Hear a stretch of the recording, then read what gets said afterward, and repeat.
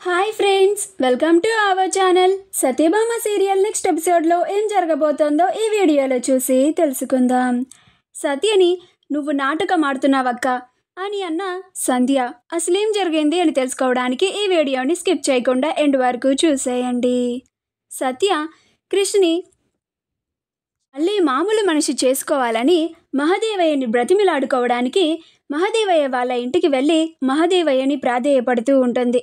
అప్పుడు భైరవి అదే సందు అని అనుకొని సత్యకి ఒక కండిషన్ని పెడుతుంది. నువ్వు క్రిష్ జీవితంలో నుంచి శాశ్వతంగా తప్పుకుంటే క్రిష్ని మళ్ళీ తీసుకొచ్చి ఈ ఇంట్లో పెట్టుకుంటాను అని అంటుంది. అప్పుడు సత్య ఆశ్చర్యపోతుంది. ఏమీ చేయలేని పరిస్థితుల్లోకి వెళ్ళిపోతుంది.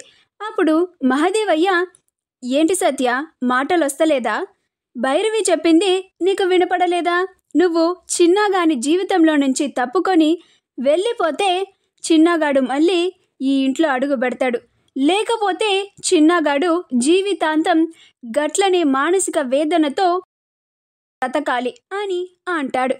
అప్పుడు సంధ్య, ఏంటక్క, మా మావయ్య గారు చెప్పిన మాటలకి నీకు నోట్లో నుంచి మాటలు రావడం లేదు, ఎందుకని? నీ నాటకం ఎక్కడ బయట పడిపోతుందో అని భయపడుతున్నావా అని అంటుంది. ఆ మాటకి అందరూ ఆశ్చర్యపోతారు. అప్పుడు సంజయ్, ఇదేంటి పిచ్చిది ఇలా వాగుతుంది, సత్య నాటకం ఆడడం ఏంటి అని అనుకుంటూ ఉంటాడు. అప్పుడు సంధ్య, ఏంటి అందరూ ఆశ్చర్యపోతున్నారు? మా అక్క నాటకం ఆడుతుందని నేనెందుకన్నానా అనా? మీ అందరికీ తెలీదు. ఈవిడ అనుకున్నది చేయడానికి ఏం చేయడానికైనా సిద్ధపడుతుంది. ఈవిడ మీ అందరి ముందు నాటకం ఆడుతుంది. ఎందుకంటే ఇంతకు ముందు వరకు ఈవిడ మహదేవయ్య గారి కోడలిగా బ్రతికింది.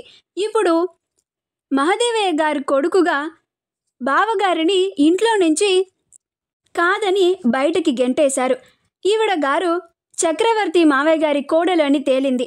కానీ ఈవిడ గారికి కావాల్సింది పేరు పరపతి, మహదేవయ్య గారి కోడలిగా బ్రతకడం.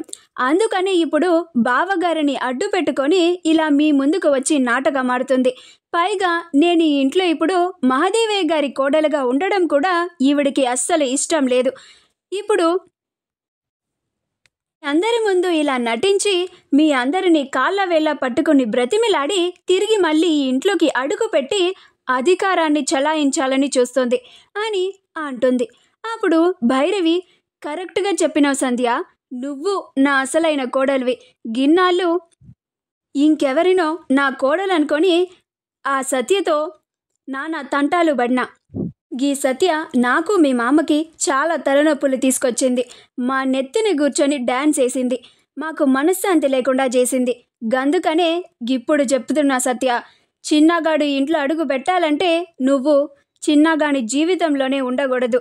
గా కండిషన్కి ఒప్పుకుంటే ఇప్పుడే చిన్నగాన్ని నేనే ఈ ఇంటికి తీసుకొస్తా అని అంటుంది. అప్పుడు సత్య, మీరు చాలా దారుణంగా ప్రవర్తిస్తున్నారు అత్తయ్య అని అంటుంది. అప్పుడు భైరవి, అత్తయ్యనా? ఎవరత్తయ్య నీకు?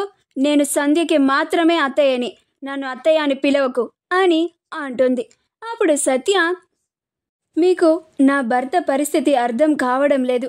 నా భర్త చాలా బాధపడుతున్నాడు, మీరే కావాలని కోరుకుంటున్నాడు, మీకోసమే తప్పించిపోతున్నాడు అని బాధపడుతూ ఉంటుంది. అప్పుడు జయమ్మ వచ్చి, బాధపడకమ్మా, వీళ్ళలో ఏ ఒక్కరికి మనసు లేదు అని అంటుంది. మా వీడియో కనుక మీకు నచ్చినట్లయితే లైక్ చేయండి, షేర్ చేయండి, మా ఛానల్ని సబ్స్క్రైబ్ చేసుకోండి. పక్కనే ఉన్న బెల్ ఐకాన్ని క్లిక్ చేయడం మాత్రం మర్చిపోకండి.